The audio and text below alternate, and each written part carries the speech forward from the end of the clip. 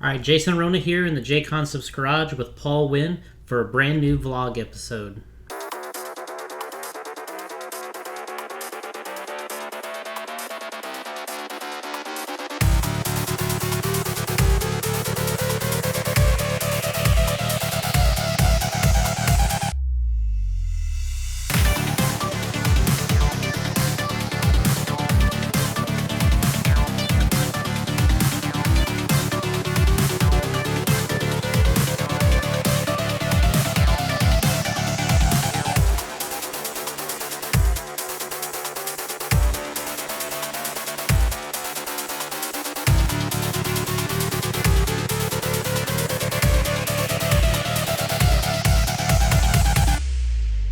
All right, Paul, we're here in the JConcepts garage. We're surrounded with trophies here. We got a lot of racer vehicles here in the JConcepts garage. So, good weekend, obviously, here in front of us. But you made the trip with the van up to Gaithersburg, Maryland, there at Mimi's at the track.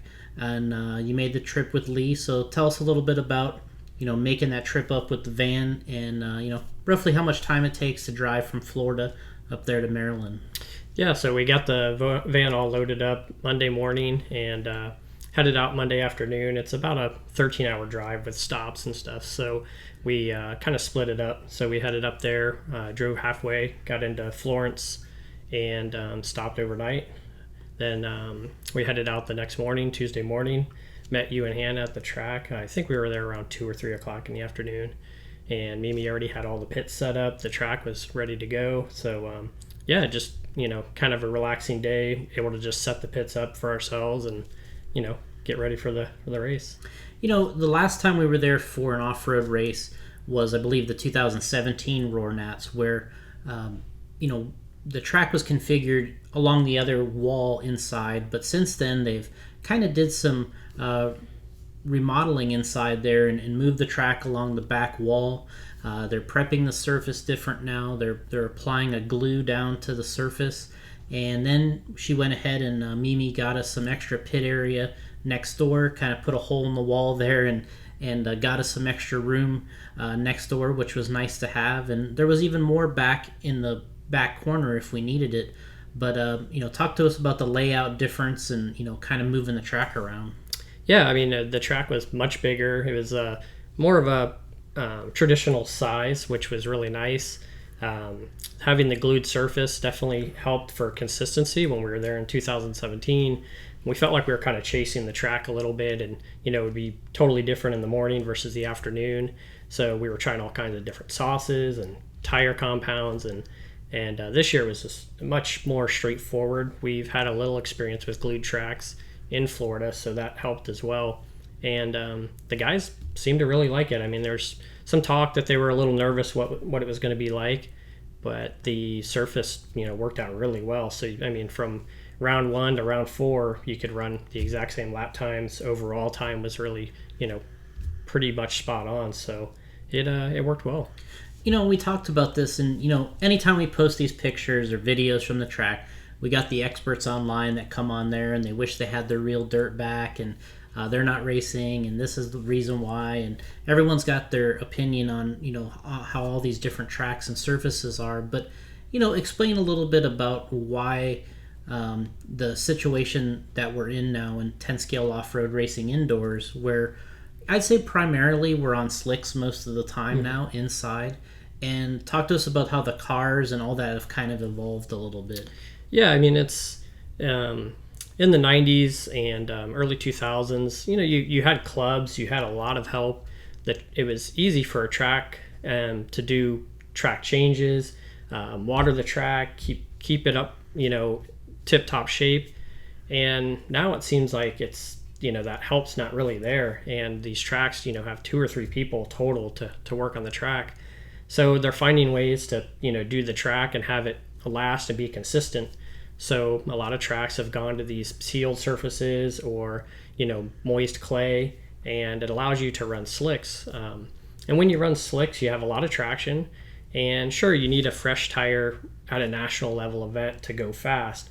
But in club racing, you can run a set for a month and they work just fine. They're just almost too soft. and have a little too much traction, but for the average guy, that's actually what they're looking for. So, the guys online, they don't really know what's going on. They're just, running their mouths a little bit, and it's just, it's kind of unfortunate. But for the guys that are there, I think they actually really do enjoy it. It's much easier, and the development of the cars has gone that way as well. You have carpet racing, you have the sealed dirt surface, and to be able to run the same cars, the cars have to be similar setup. So the mid motor, the guys are running the ride height now at like 18 on dirt. In carpet, we're only running 15, 14, so it's actually somewhat similar. But it's been much easier running the slicks. I think it's just it's just something different. Yeah, it's something that the cars are designed for now. The drivers and the tracks are kind of locked into this configuration, and the point that I was going to make and that you brought up was when I'm actually there at the race, the racers are enjoying this, and they actually like this setup with their cars. You don't hear a lot of drivers complaining or not wanting to be there. They're very interested in improving, getting their cars better, making sure that the tires are right. And, it's only online the people that aren't there, the people that used to be racers or weren't involved. I mean, I'm probably the biggest supporter of outdoor racing with 10 scale cars, but with pin tires. But the reality is this is what we're racing for the Nationals. And like you said, you could TQ anytime you're on the track. The consistency's there. And from a racer standpoint, with these cars and the position we're in with help and different tracks being able to make these adjustments, it's what we have, and it's consistent for a national level. Yeah, I mean, it definitely showed. There was multiple TQs in all the classes. The stock racers were going, I think within a lap of the mod racers, so they were doing well. The 4-wheel class was actually faster than the 2-wheel, which on carpet and some of these other sealed tracks, the 2-wheel cars have been just as fast, if not faster. So that was nice to see the 4-wheel had a little advantage. And setup was very minimal. Guys were making small changes, and they could feel the difference, and tires were consistent. Nobody was chasing tires, asking for different patterns, kind of all over the map. It was, pretty straightforward. So that made it really nice for the event. So, we'll get into qualifying. We'll talk about the 2 truck classes here that we got in front of us. First we got Spencer Rivkin's Team Associated SC6.2 here. Of course, we like to talk about this high flow body a lot. We'll brag here and there that we got, this 116 Roar National titles now.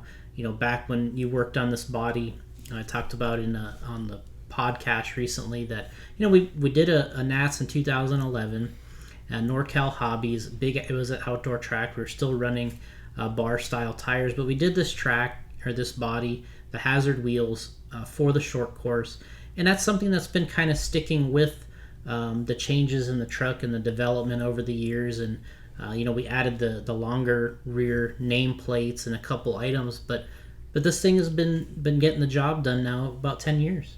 Yeah, I mean, it's one of my favorite bodies that I did. It just has a really cool look. It actually, was loosely based off our Raptor body, which was just, a fun basher body for the Traxxas Slash. And, we wanted to take it to the next level with our racing vehicle. So this is what we came up with, and it's just been almost unbeatable. It's just still got the looks. It handles well. You can, tune the body with cutouts. So big indoor tracks, you can cut everything out and have it stay close to the ground. Indoor tracks, you don't have to cut all that stuff out, but some guys do it just, to save weight, especially in these high bite tracks. So yeah, it's just been an amazing body for us. It's not 2011 anymore, and this class, from a racing standpoint, peaked out back then. But it's still a very popular class in terms of entry-level bashers. Obviously, the Slash is still one of the most popular vehicles out there in any of these short course trucks. But, what I like about this body is we took it to a level that was competitive and quick, but we hadn't gone past and, and got too crazy with it, and it's kind of maintained sort of a styling that is short course looking, but we have the performance aspects still to it.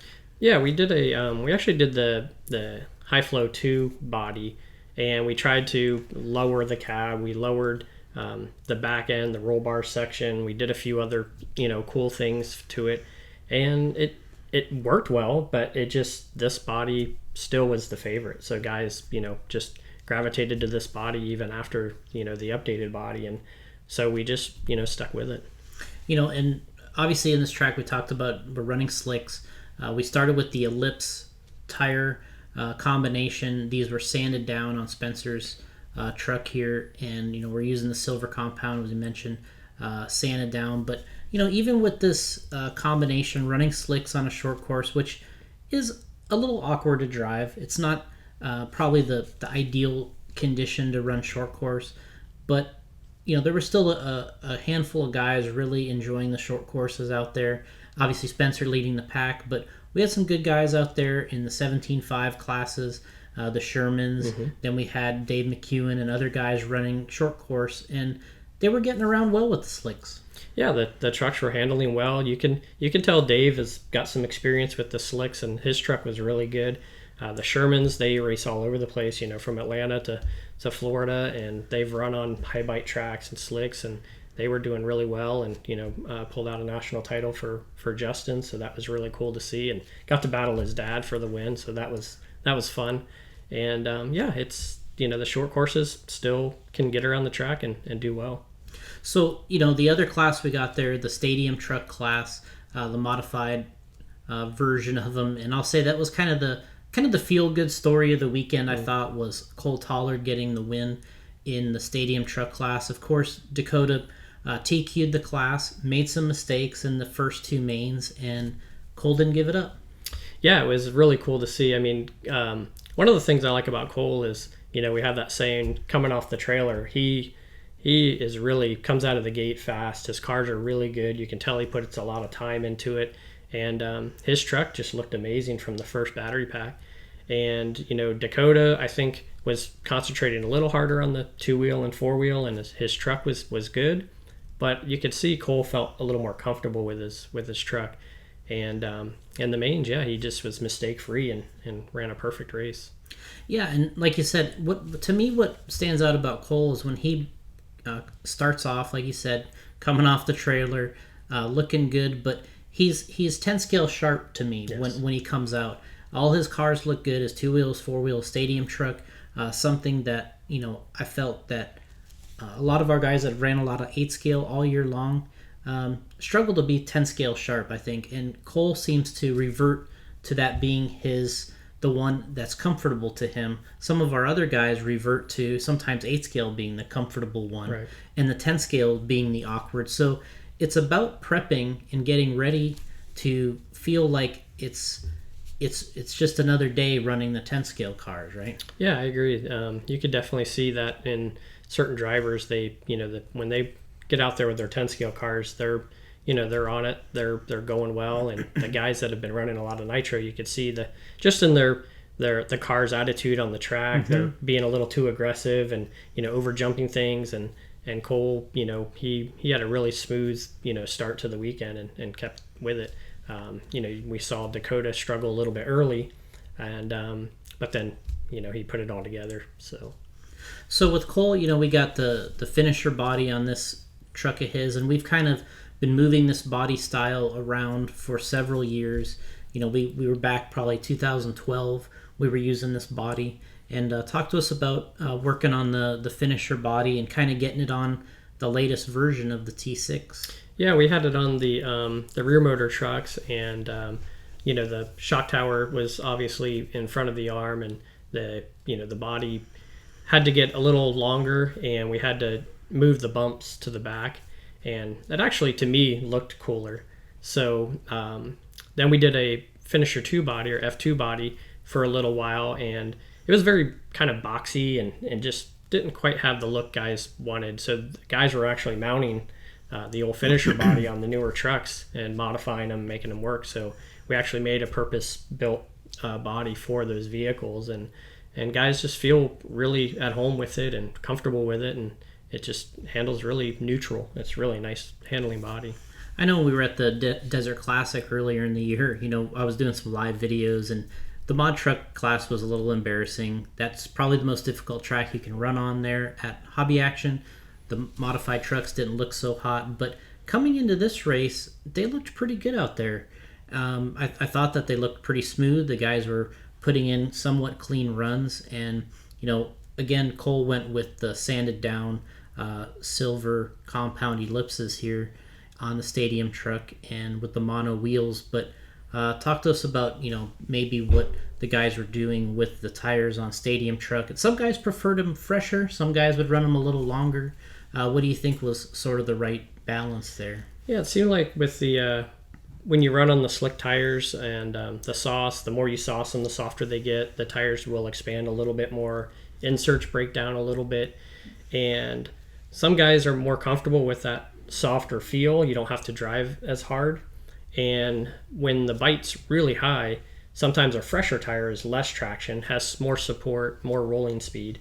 So some guys will run new tires. So I think Dakota and Cole actually ran multiple runs on their tires, but there were a few guys in the class that preferred one run tires. So it was there was both, so it worked well. I think Cole was running 2-run tires, and Dakota was going to 3-run. So, and then to kind of highlight a little bit of the 17.5 stadium truck class, we had Davey Bada in that one, who he ran 3 classes: 17.5, 17.5, and then 13.5 4-wheel. But with the stadium truck, he was pretty comfortable out there also and got the job done. Yeah, he similar setup with the body, and I think they were allowed to use whatever inserts they wanted. So the Dirt Tech insert was really popular. That worked well for most of the guys, and that's what the mod guys ran as well. So yeah, both guys looked really comfortable and at home. And Davey gets to run on slicks a lot, even though it's a little bit different. But you could tell he was accustomed to running a stadium truck with slick tires, which is normally not easy. So. Yeah. And, kind of giving a shout out here on the paint jobs and the paint schemes here. We got Larry Genova from Custom RC Graphics, of course, painting Spencer's short course, which I thought turned out really cool. His placement as decals. Then we got Dark Side Designs with Chris Norlock, who now is painting for Cole, which kind of the master of the drip paint job on his. And Larry's kind of the master of the more abstract designs and stuff. But, going with these 2 paint jobs here, really Cole's with that bright fluorescent pink. I mean, it really stands out there. Yeah, it's much easier to pick up. I'm not sure if he picked that for that reason, but it's easy for us to pick up his truck when we're doing videos. So that's really nice. The other thing that I think people forget about when they start changing paint jobs and doing different things is it's really important that other people on the track with you recognize your paint job. So if you're coming up on somebody, they know who it is. If they don't recognize the paint job, they're probably not going to move out of your way. They're going to make you work for it. So I think having a signature paint job is important. So moving over to the 2-wheel and the 4-wheel classes, these are kind of the big boys of RC, right? If you want to pick one to win, you want to win 2-wheel probably first, 4-wheel probably second, and then stadium and short course. That's probably the ideal path of winning. But Dakota really, he got to the event, and he kind of jumped on these guys in qualifying right away, and he didn't let up. Yeah, it was really impressive because he had kind of a slow start with he had COVID right before the event, and had to basically quarantine for 2 weeks, couldn't really do anything.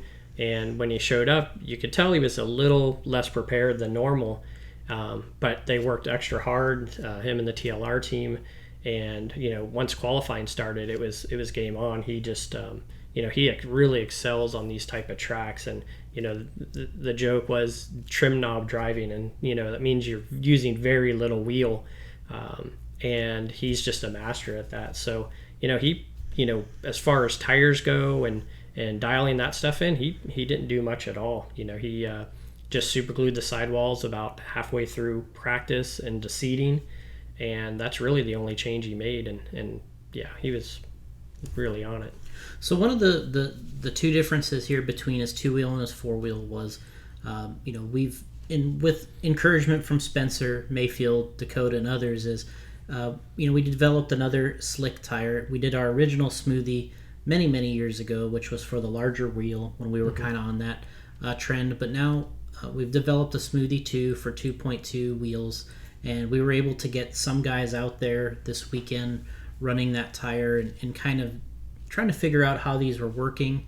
And this is where the guys get really technical with the 2-wheel and 4-wheel. This is where you're throwing everything against the wall. So between Smoothie 2s, we got the new RM2 hard black inserts. We were trying all these combinations, and what did you think was kind of the right way to go in the end in terms of the insert combination and then tires, and how do you think that was playing out? Yeah, it was a little tricky because when practice started, the track was obviously fresh. There were some spots where they had to repair the track or make some changes, and those sections were really difficult. They were kind of on the slick side, and the rest of the track was high bite. And with the sanded silver ellipses, that was what everyone started on. Those worked well, but you had a couple bad spots. The Smoothie 2s seemed to excel through those sections. So guys started to gravitate towards the Smoothie 2. And then once the track, bedded in, everything was really good, then that's when they started jockeying for which tire they liked, the Smoothie 2s, the ellipses, and Dakota decided to go with Smoothie 2s on his 2-wheel and ellipses on his 4-wheel. And he also switched to the RM2 inserts in the front, which it's the same insert for 2-wheel and 4-wheel. Just 2-wheel, we did a little trimming on the edges of the insert, and we just used the standard gray Dirt Tech rear insert. And once he landed on that, he stuck with the same setup all through qualifying and the main events, where some of the other guys were kind of still not 100% sure what they were going to do through qualifying in the mains. So, and another thing here, when we went up to the race and we practiced there at Mimi's about a month ago with Spencer, he kind of came back saying that he liked the P2 body on his 2-wheel buggy. And, and I don't think Dakota really talked to Spencer about that, but he kind of showed up and really kind of gravitated towards the P2 also on his 2-wheel. And do you think there was any specific reason for going to that body, or whatever you think that it was making it work well on that track?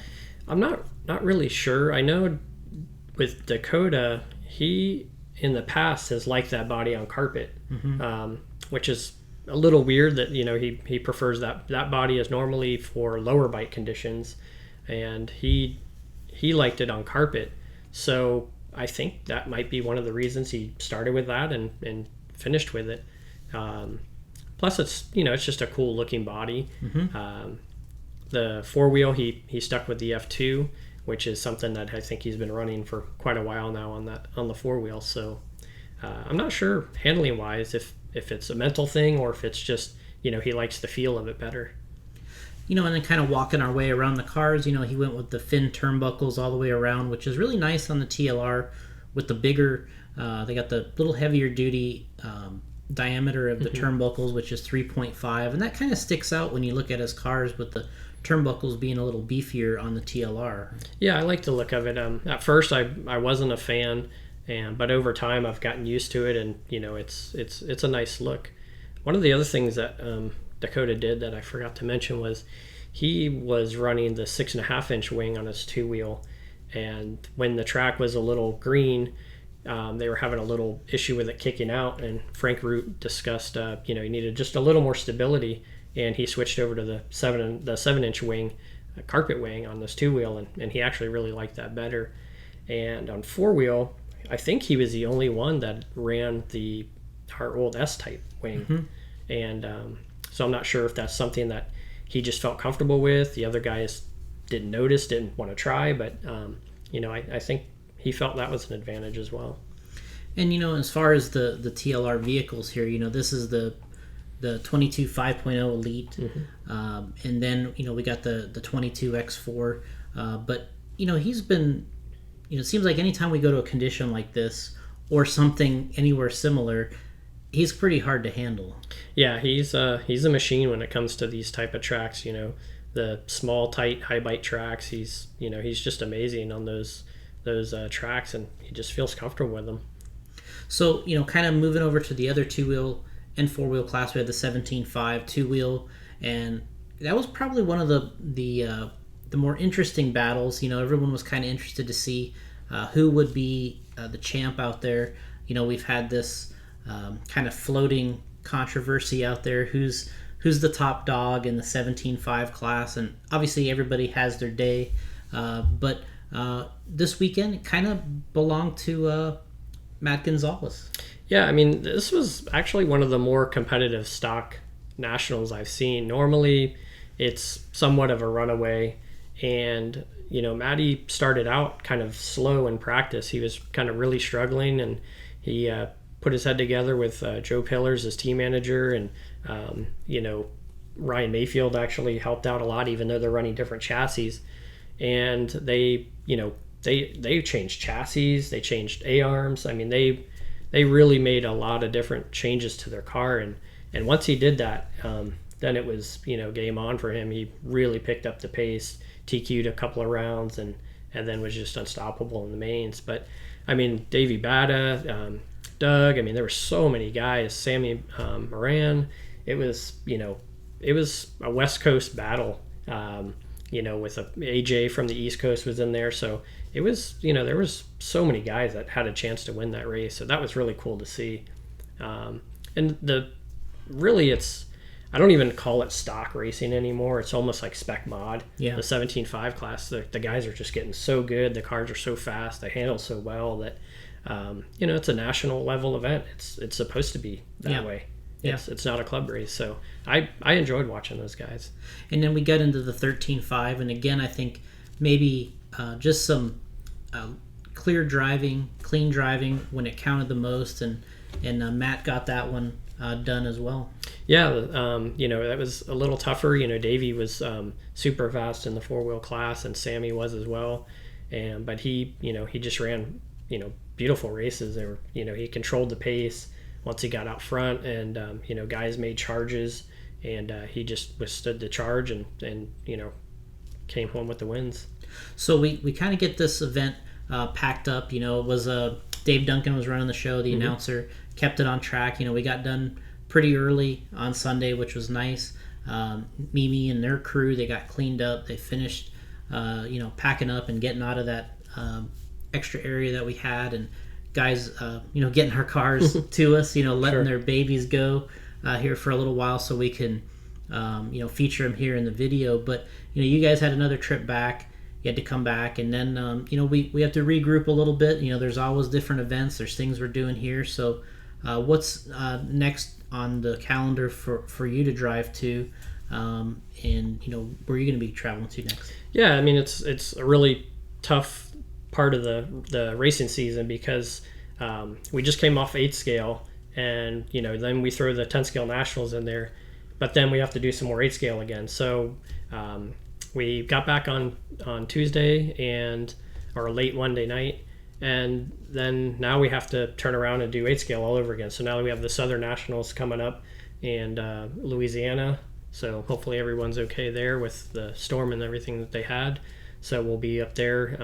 And then we also have a Super Cup next weekend. So I'll do that on my own. You guys are going to do some turf racing, so I'm a little jealous on that. Yeah. But yeah, I mean, it's just nonstop. I mean, there's so many races, and I just lose track sometimes. Yeah, it is. It's difficult, but we try to take the time, especially for large events like this. Obviously we got Mayfield's cars behind us, Spencer, Cole, Dakota's vehicles in front, because it's not something that you can accomplish every day where we can get all of our drivers together and win this many nationals in one year. I mean, for us, I know when we started, it was difficult. We were happy with getting one round TQ. Mm-hmm. Mayfield would turn in a magical run, get a round TQ. It was like winning everything. But in this situation, this is the first time we've ever won every nationals, Roar Nationals out there. And obviously it's a combination of you got to have the right driver at the right time. The track conditions come around, and then the product has to be right. Yeah, I mean, we've spent a lot of time with the drivers and development and trying to make sure we have the right, tire, insert, body, aero package for every event, and then, being there to support the guys. And, they have to do, their job as well. Everyone thinks they just, show up to these events and they're just, they can drive anything. You always hear that. But now these guys have put in a lot of time, and, especially for the nationals, guys were doing a lot of testing and running, and it showed. Yeah, I mean, and to point out some of these things, you take like drivers out there, even Matty G, for instance, and it's not like something you build up and say, hey, it's going to be the road to the Roar Nationals for me, and you spend 2 or 3 weeks getting ready. I mean, this is a culmination of the guys, last couple years of racing, where he's hitting all these events, he's getting up to speed, he's feeling comfortable, he's been in this position, and then you can finally get that win. Yeah, I mean, just the club racing by itself isn't going to do it. You have to race the competition. So, doing all these different events, the INS series, both carpet and dirt, it's those races actually, help leading into the nationals. So it, it's definitely making these guys better, faster, harder to beat. All right, well, we'll see you pretty soon here at the Southern Nationals. I'll be at the Turf Nationals, and we appreciate everybody joining us. We appreciate Paul being here today and helping everybody out here at the Nationals, and the contribution here, getting a bunch of titles over here at the race. And thanks for watching, and we'll see you next time.